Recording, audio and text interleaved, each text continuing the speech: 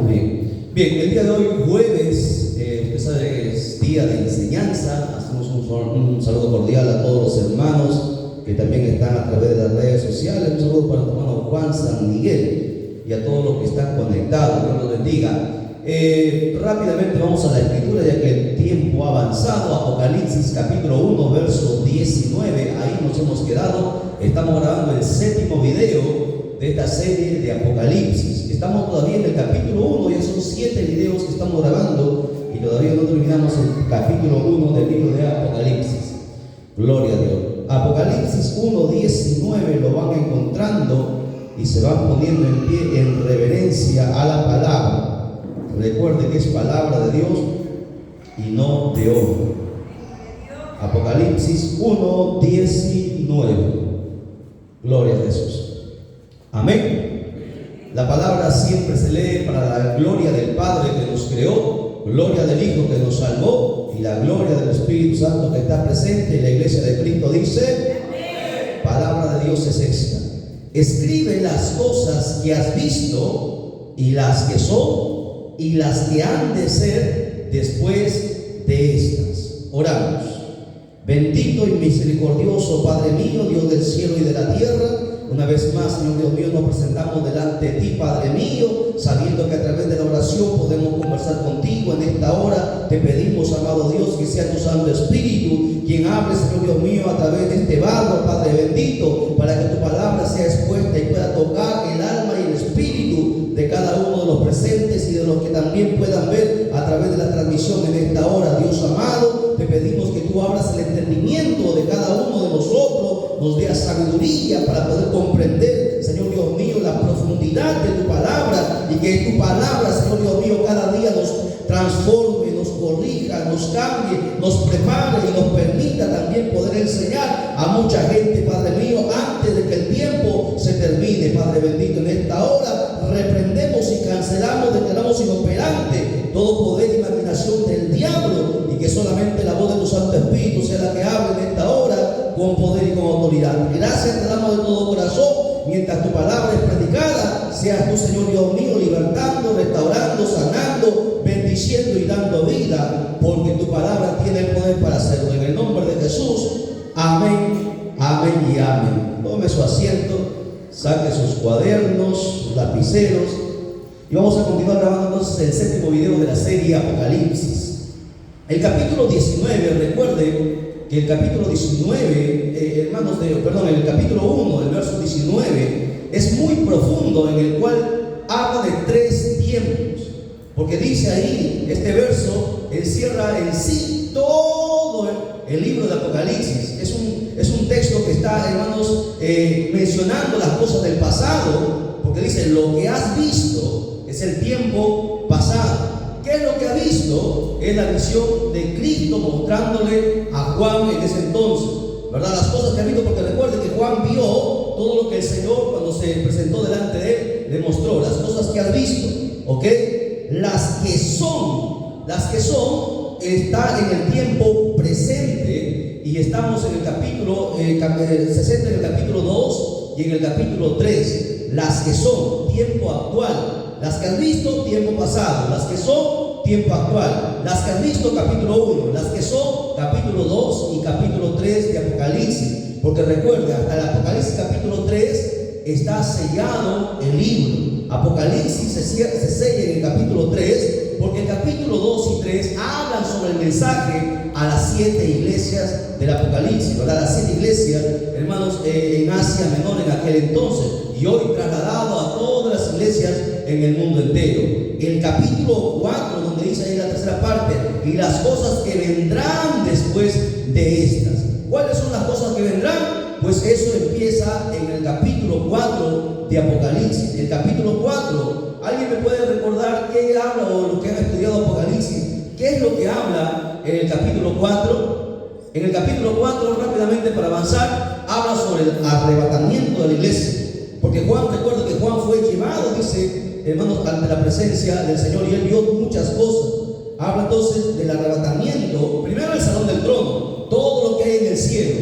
Ya, a ver, la resumo. Capítulo 1, la visión de Cristo. Capítulo 2 y capítulo 3, el mensaje a las 7 iglesias.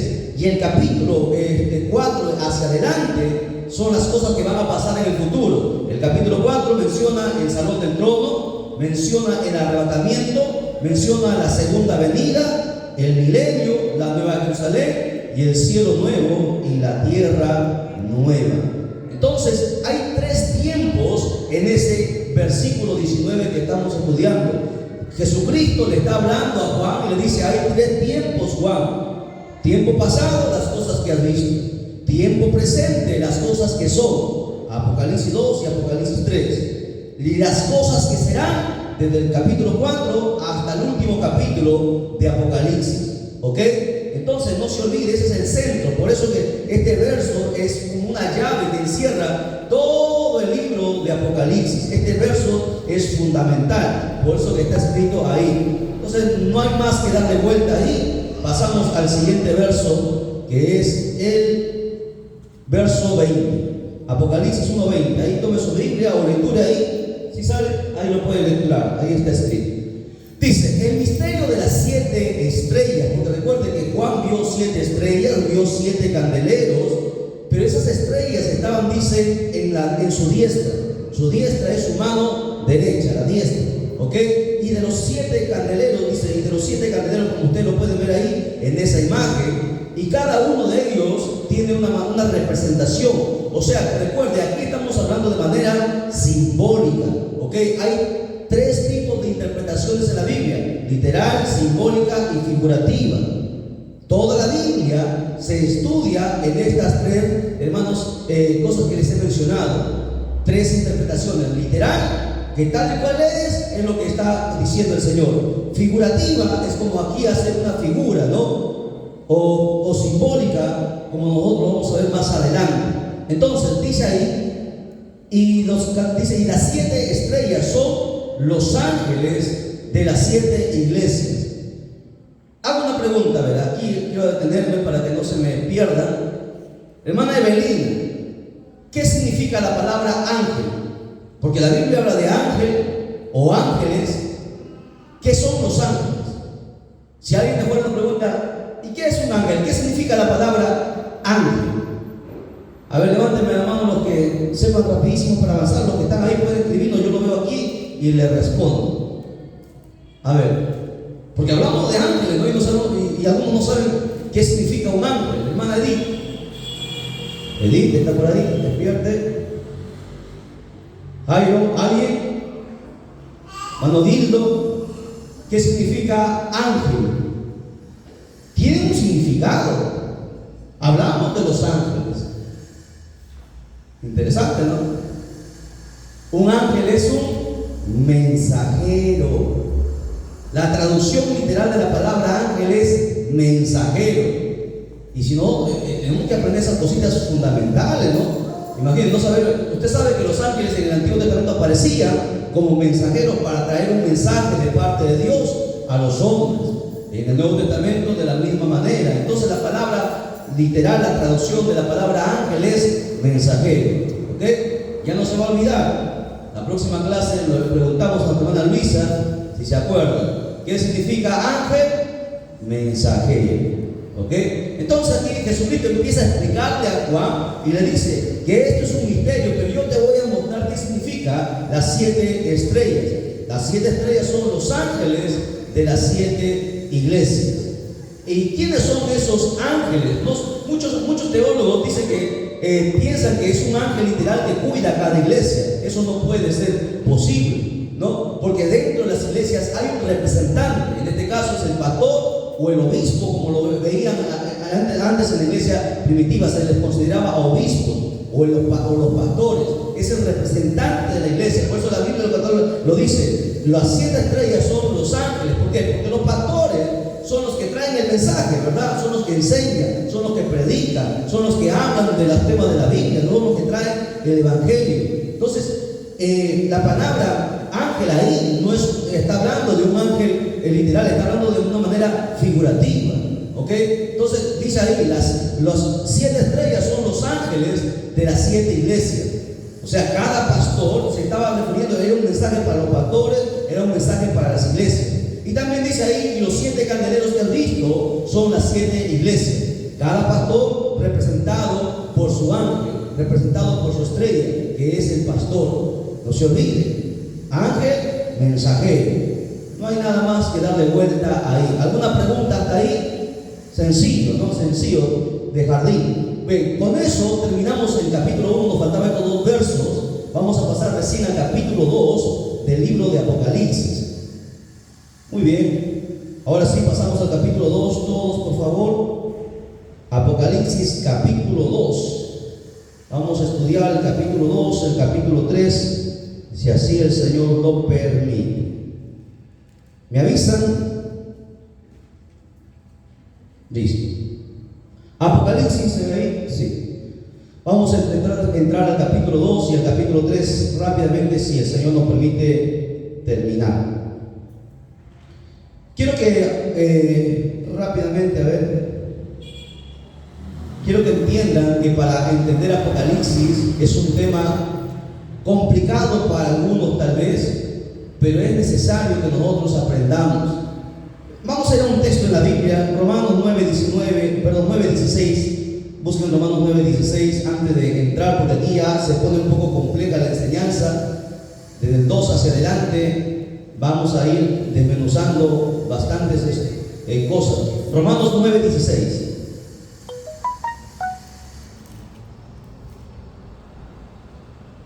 Romanos 9:16.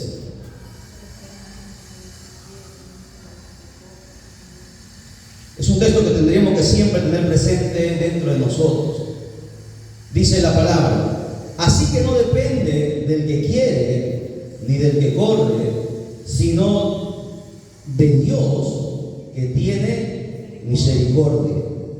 ¿Por qué estoy tomando este texto? Porque este texto es muy profundo. Mucha gente quisiera aprender muchas cosas, mucha gente quisiera hacer grandes cosas, pero recuerde que afuera nosotros, la gente se prepara para muchas cosas. Aquí adentro, en la iglesia, el orden lo estipula Dios. Uno puede anhelar ser pastor, uno puede anhelar ser un evangelista y ser muchas cosas en la iglesia, y es bueno el anhelo, ¿no? Pero no depende de nuestro intelecto, recuerden eso, no va a depender de nuestro intelecto o de nuestras fuerzas, sino va a depender de quien Dios tiene misericordia. Dios quiere llamar a alguien y Dios lo va a llamar. Dios va a dar sabiduría a unos y a otros, tal vez no la misma sabiduría. Por eso que no depende de quien quiere o de quien corre, sino depende de Dios, de quien Él quiere tener misericordia. Eso es fundamental que nosotros lo entendamos. ¿Por qué la hermana tiene tanta inteligencia? ¿Por qué el hermano es más inteligente que yo? ¿Por qué él aprende más y yo no?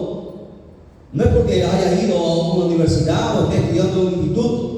Recuerde que es de quien Dios tiene misericordia. Aquí a cada uno de nosotros Dios nos ha dado talentos, nos ha dado dones y algunos ministerios.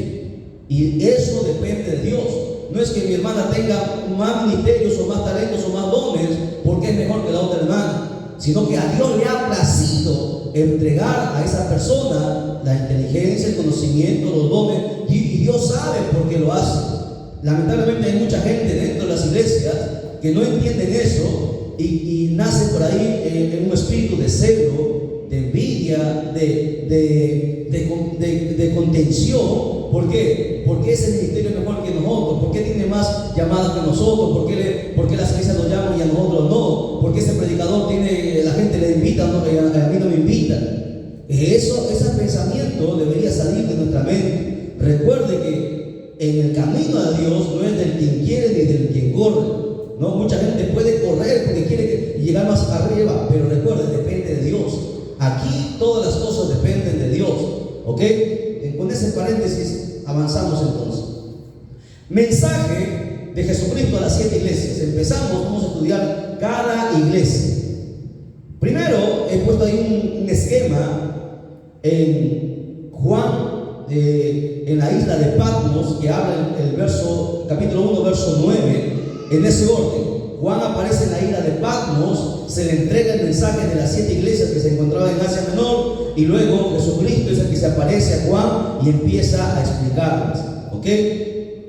Entonces vamos a entrar a detallar, a ver los ángeles de las iglesias, las 7 iglesias, desde el verso 16 en adelante. Aquí he puesto una imagen para que ustedes puedan ver dónde se encontraban en el mapa esas iglesias.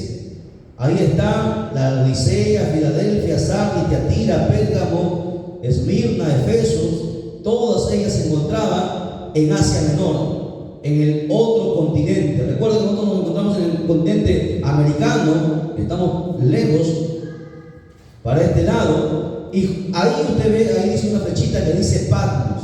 Esa isla estaba desierta, ahí donde se encontraba Juan, y desde ahí él envió las cartas a las 7 iglesias. Que había más iglesias, claro que había más iglesias.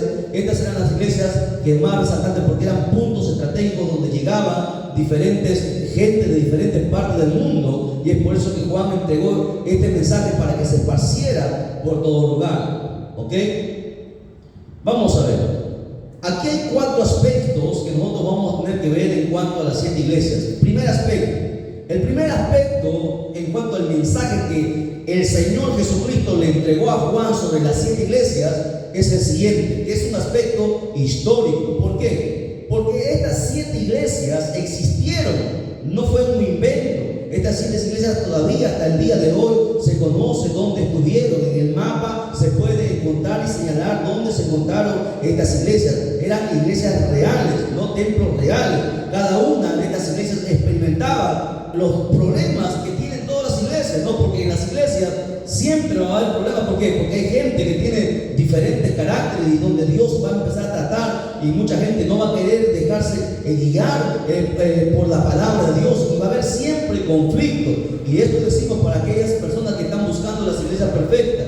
Mucha gente viene a una iglesia, no le gusta, se va a otra, no le gusta, se va a otra, y eso, hermanos, es un pecado. ¿Por qué? Porque eso es un desorden. Recuerda, donde Dios te pone, de ahí usted no puede salir hasta que la trompeta suene o hasta que Cristo venga y se lleve su alma, ¿no? No puede salir usted de una iglesia, estar en una y en otra iglesia. ¿Por qué? Es como si hubiera problemas en su casa y se pelea. Usted no se va a ir a dormir a la casa del vecino o de la vecina, ¿sí o no?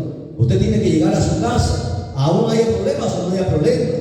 De la misma manera, dentro de las iglesias va a haber muchos problemas, y el diablo siempre va a tratar de separar, de poner rencilla, contienda. Y estas iglesias, a pesar que eran una de las primeras iglesias cuando Jesucristo, los apóstoles empezaron a predicar el evangelio, también tenían sus problemas, tenían sus debilidades, tenían muchas cosas. Por eso que estas iglesias eran reales y tenían problemas particulares cada una de estas iglesias, y es por eso que el Señor relata cuál era, hermanos, el proceso que pasaban estas iglesias y el pecado. Por eso que el Señor se refirió a cada una de ellas con una carta en especial. Mensaje para Efesios. Efesios experimentaba todos esos problemas. Mensaje para Tira, para Sardis. Cada una de las iglesias tenía problemas particulares.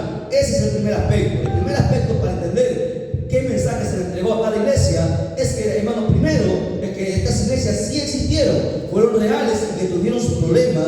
Cada una de ellas experimentaba problemas. Segundo, en el segundo lugar, o en el segundo puesto, o segundo aspecto, como ustedes lo quieren llamar, todas las iglesias tendrían que leer, ¿ok? Leer las cartas enviadas a cada una de ellas. ¿Por qué? Porque estas cartas eran un mensaje de advertencia a cada una de ellas. Porque las iglesias pensaban que estaban bien, pero algunas, a ver, pregunta, de las 7 iglesias, ¿cuántas iglesias estuvieron bien y cuántas estuvieron mal? A ver, hermana Liz, de las 7 iglesias, ¿cuántas estuvieron bien y cuántas estuvieron mal?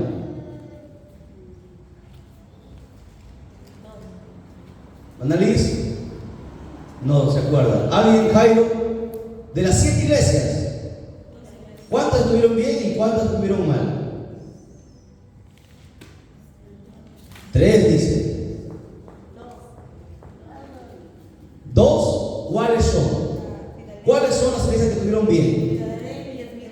Filadelfia y Esmirna. En una iglesia me dijeron, no, solamente fue Filadelfia la iglesia fiel. No, Esmirna también no se le encontró falta. Pero además iglesias tenían sus problemas, ¿no? Entonces, no se olvide. Por eso que bonito el nombre de Esmirna, ¿no? Filadelfia. Son iglesias que a nuestra época todavía existen, ¿no? Son las iglesias que permanecieron, aunque las demás iglesias, hermanos, tuvieron sus diferentes problemas. Entonces, estas cartas eran un mensaje de advertencia. Y hasta el día de hoy Dios sigue advirtiendo a todas las congregaciones.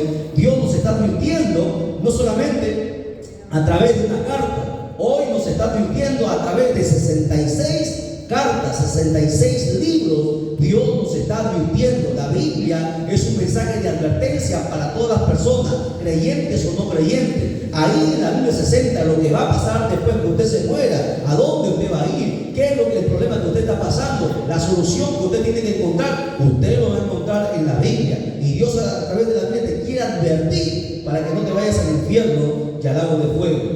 Tercer aspecto. En esta carta que se entregaron a estas iglesias, ya que el desafío, como era una promesa, ¿no? Estas cartas eran un mensaje no solamente para la iglesia en general, era un mensaje tanto para toda la iglesia como para cada persona de manera individual. O sea, no es solamente que se dio el mensaje al pastor y era para la iglesia en general, era un mensaje para toda la iglesia y era un mensaje para cada uno de manera personal, porque cada uno de ellos estaban en pecado, cada uno de ellos sabían que estaban haciendo las cosas mal. Por eso que Dios, a través de estas cartas, Dios me habla de manera particular a cada uno y de manera también, hermanos, congregacional a toda la iglesia. Y el cuarto aspecto, esto estamos haciendo un resumen para poder entender cada estudio de cada iglesia. El cuarto aspecto es algo interesantísimo y importante que nosotros entendamos. Aquí habla del orden cronológico, un orden en el que se resume la historia de las iglesias. Están en orden desde que la iglesia fue fundada hasta el día que el arrebatamiento sucede, como ustedes van a poder verlo más adelante en las páginas que nosotros vamos a mostrar. Entonces, en orden, las iglesias están enumeradas en orden. ¿Cuál es la primera iglesia, hermana Débora? La iglesia de Efeso. Y vamos a ver que cada iglesia tuvo un periodo en particular, ¿ok? Y la última iglesia, ¿cuál fue? ¿Cuál es la última iglesia? Deberíamos aprenderlo de memoria, ¿no? La Odisea. Bien. Vamos a ver. Empezamos. Mensaje de las 7 iglesias. Primero, Efeso. A la iglesia de Efeso se le conoce como la iglesia apostólica. ¿Ok? ¿Por qué? Porque los apóstoles estuvieron. ¿Cuándo empezó la iglesia de Efeso? Desde el año 31 o desde el 30, si ustedes quieren ponerlo así, cuando Cristo, recuerden, cuando Cristo empezó su ministerio. Jesucristo empezó su ministerio a los 30 años.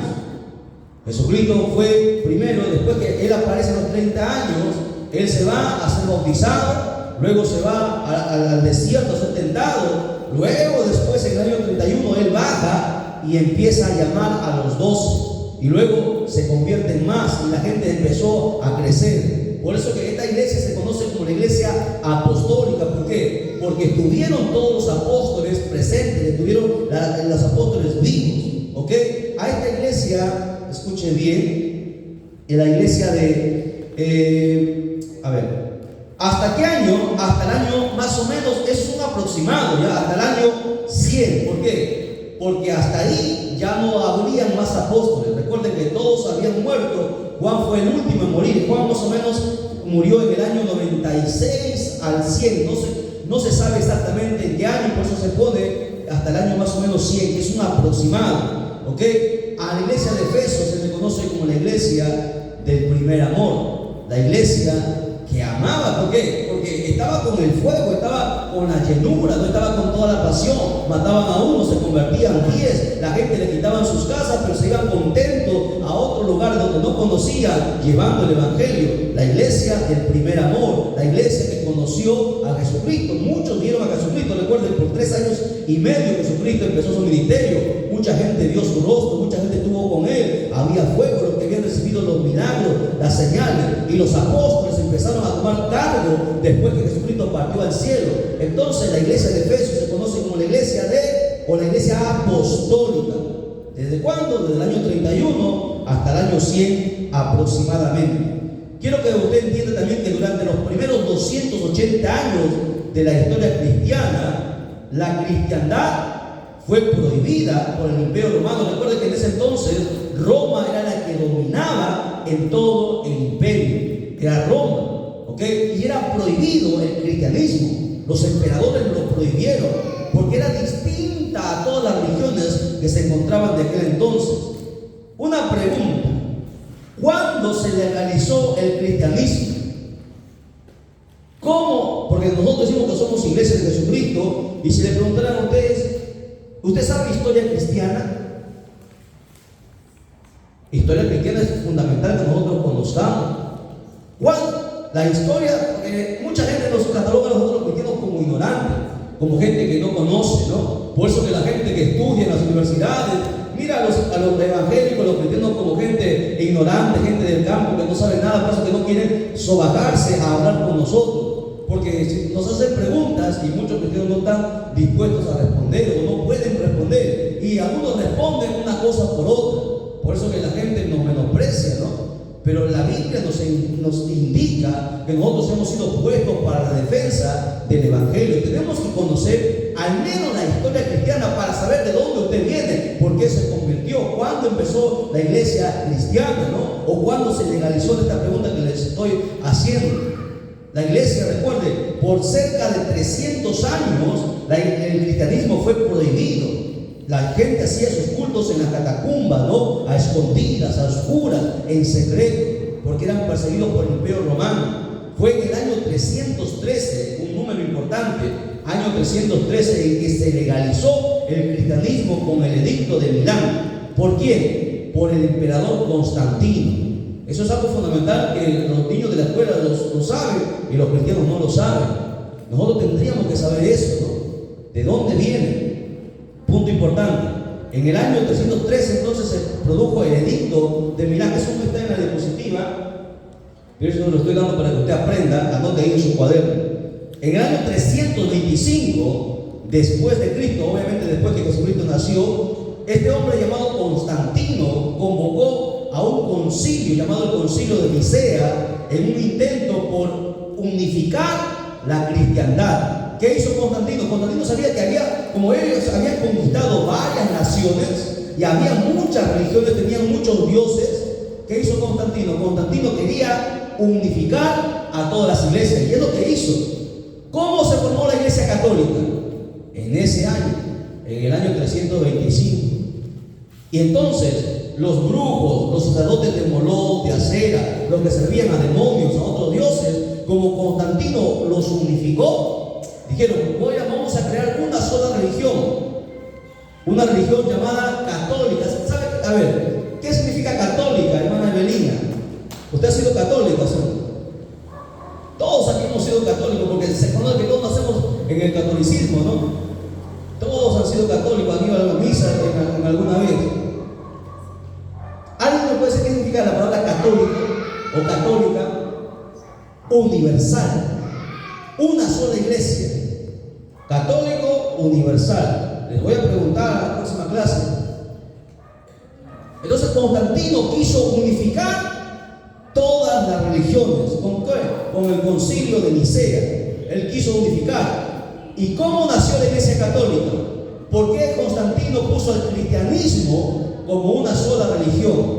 Porque Constantino tenía que luchar contra los musulmanes, sus mayores enemigos, y era superior, le superaban 10-1 en cuanto a su ejército. Constantino, dice en la historia, que se durmió preocupado por la guerra porque iban a perder, y él vio en un sueño, Constantino tuvo un sueño, él vio, ¿no?, la cruz en el cielo, y una voz que le decía: vas a ir a la batalla y vas a ganar la batalla, ¿no? Y es por eso que él en su escudo puso la cruz, y él fue a la batalla con ese sueño y ganó la batalla. Entonces él dijo: es cierto, entonces los cristianos entonces realmente son la verdadera religión. Por eso que él llamó al cristianismo como la iglesia católica, la iglesia universal. Él por mucho tiempo, y el problema surgió ahí. ¿Por qué? Porque todos los demás, brujos, hechiceros, sacerdotes y otros dioses, también, como no querían ser exterminados, se sacaron sus túnicas que servían a otros dioses y se pusieron las túnicas del catolicismo, del cristianismo. Y lamentablemente estos sacerdotes que servían a los demonios, que servían al diablo, se convirtieron también en los primeros líderes de la iglesia. ¿Por qué creen que la iglesia católica es la iglesia más perversa? Donde se ha hecho muchas cosas terribles. han hecho cosas, sacrilegios terribles. ¿Por qué? Porque los mismos líderes eran gente que servía a otros dioses, pero por no ser exterminados o muertos, simplemente se quitaron sus vestiduras y dijeron: yo soy cristiano, pero jamás fueron cristianos y se convirtieron en los líderes. Constantino quiso hacer un bien, pero hizo un daño terrible, hermanos, a la iglesia. Terrible. ¿Ok? Bien, con esos datos. La segunda iglesia, como aparece ahí, es la iglesia de Esmirna. A esta se conoce como la iglesia perseguida. ¿Por qué? Porque recuerde que a partir del año 100 en adelante se empezó a perseguir a todos los cristianos. ¿Hasta qué época? Hasta el año 312, donde Constantino declara que ya no se debe perseguir más a los cristianos, porque gracias a la cruz ellos ganaron, y por lo tanto desde aquel entonces el cristianismo sería la religión oficial del Imperio Romano. ¿Ok? Entonces la iglesia de Esmirna se le conoce como la iglesia perseguida. ¿Cuándo empezó? Desde el año 100 hasta el año 312, como figura ahí en la imagen. A esta se conoce como la iglesia de los mártires, porque aquí mucha gente murió. A ver, otra pregunta aquí. Mencióneme al menos un mártir de la iglesia. Esteban. Pero Esteban no estaba ahí. Esteban ya había muerto. Estamos hablando del año 100 al año 312. No estaban ni Esteban, ni Pablo, no estaba nadie. Los mártires. Ya va a quedar como tarea. ¿Quiénes son los mártires? Mártir es aquel que muere por su causa, ¿no? Los mártires fueron aquellos que no negaron a Jesucristo y se dejaron asesinar. Los llevaban al Coliseo Romano, los amarraban al poste, sacaban al toro y el toro los corneaba, ¿no? Los despedazaba, sacaban a los leones y se los comían. ¿Por qué? Porque nunca negaron, hermanos, nunca negaron a Jesucristo. A ellos se les conoce como mártires. Por eso se conoce como la iglesia de los mártires. La iglesia desde el año 100 hasta el año 312 fue perseguida, hermano, hasta no más. Los quitaron sus hijos, los mataban a sus hijos, les quitaban sus tierras, sus terrenos.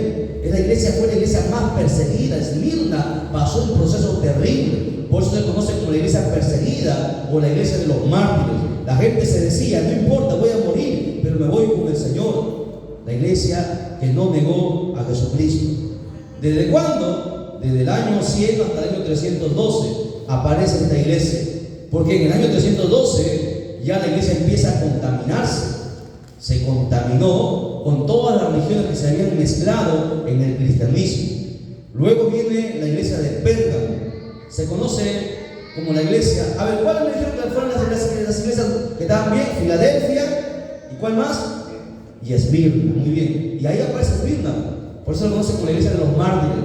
No negaron su fe. Pero cuando ya se unificó todas las religiones en una sola religión llamada la religión católica, que significa universal, se contaminaron. Había brujos, había hechiceros, había gente que servía a los demonios. Entonces la iglesia de Pérgamo representa ese periodo, ¿no? Una iglesia casada con el mundo. ¿Desde cuándo? Desde el año 313, en que Constantino firmó el edicto de Milán. ¿Hasta cuándo? Hasta el año 538. Esta iglesia se le conoce como la iglesia que perdió su identidad. La gente era cristiana, decía, pero no sabían quién era Jesucristo. No sabían de Dios, no sabían las escrituras. Era una iglesia que estaba perdida, una iglesia que estaba todos involucrados, todos mezclados. Gente sirviéndole al diablo dentro de las iglesias cristianas. La iglesia de Pérgamo. Luego viene el mensaje a la iglesia de Tiatira. Tiatira se conoce como la iglesia idólatra. Adoraban a muchos dioses, ¿no? Desde el año 538. Y va en orden, en ese orden. Usted está viendo ahí el orden cronológico que está en el mapa. Ahí figuran los números. Terminaba un periodo de iglesia, entraba el otro periodo. Por ejemplo, Pérgamo terminó en el año 538. Tiatira empezó en el año 538. ¿Hasta cuándo? Hasta el año 1512. Cerca de 1000 años duró esta iglesia. ¿Por qué? Porque en el año 1520 apareció un hombre llamado Martín Lutero, el que se rebeló contra la iglesia católica.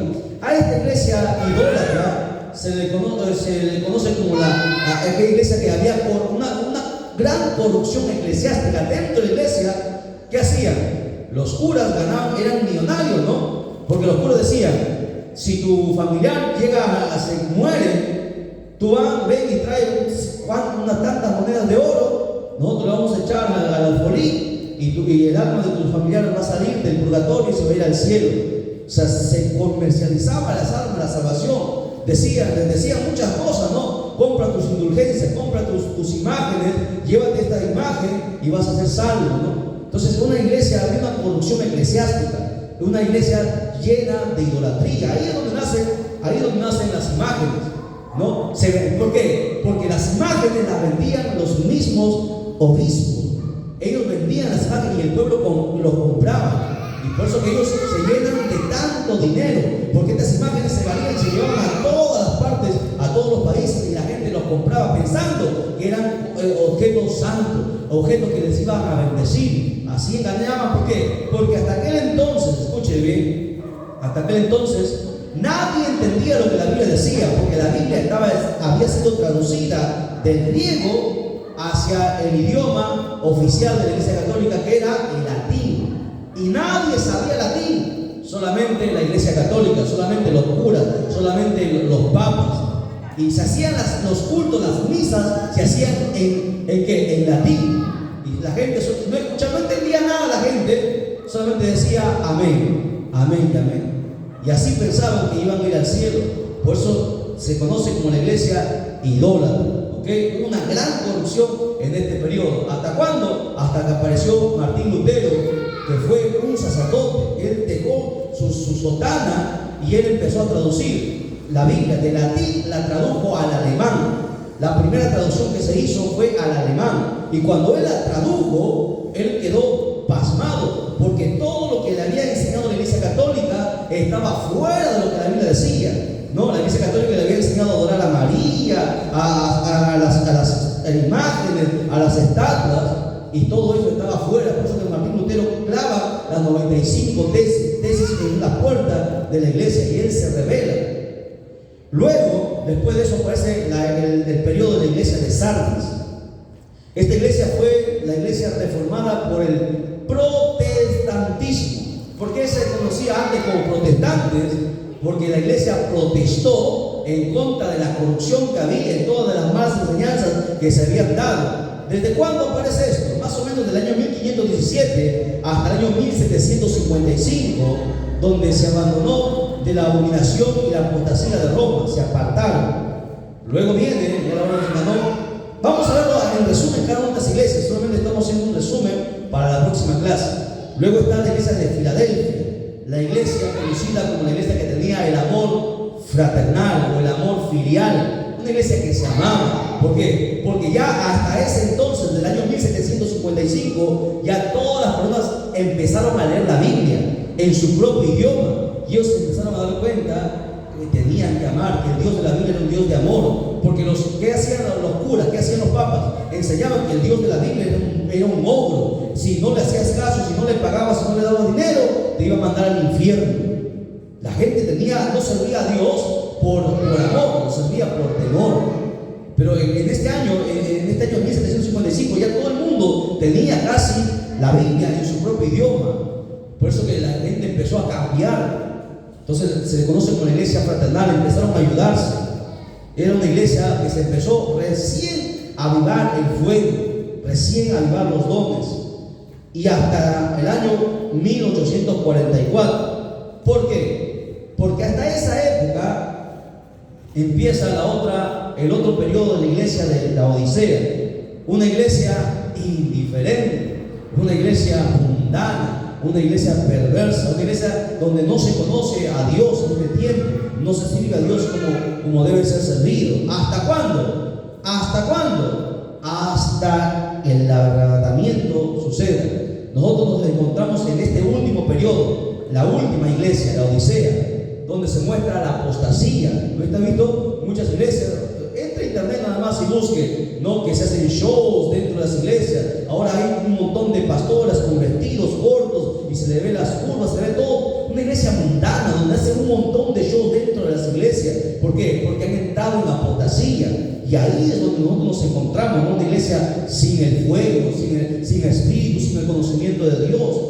Ahí es donde nos encontramos, ahí es que nos ha permitido nacer. Y nosotros, hermanos, tenemos que entender que lo que pasa en el mundo entero se está cumpliendo en la palabra. La iglesia ha entrado en el último periodo, el periodo de la apostasía de la iglesia de la Odisea. Era una iglesia pobre espiritualmente. Tenían dinero, pero no tenían de espíritu. ¿Usted ve cuánta gente hay dentro de las iglesias? Yo le pregunto, ¿son todos espirituales? ¿Tienen los dones del Espíritu Santo? ¿Dios los usa? ¿Conocen la palabra? No, están pobres espiritualmente. Entonces nos encontramos en este último periodo, el periodo más peligroso. Y es por eso que nosotros tenemos que estudiarlas para saber dónde nos encontramos y esperando que ya Jesucristo está a las puertas. Amén. Hasta ahí lo vamos a dejar, ya que algunos ya no dan más. La hora se ha acabado. Glorificamos al Padre, al Hijo y al Espíritu Santo. Gloria a Dios, gloria a Dios.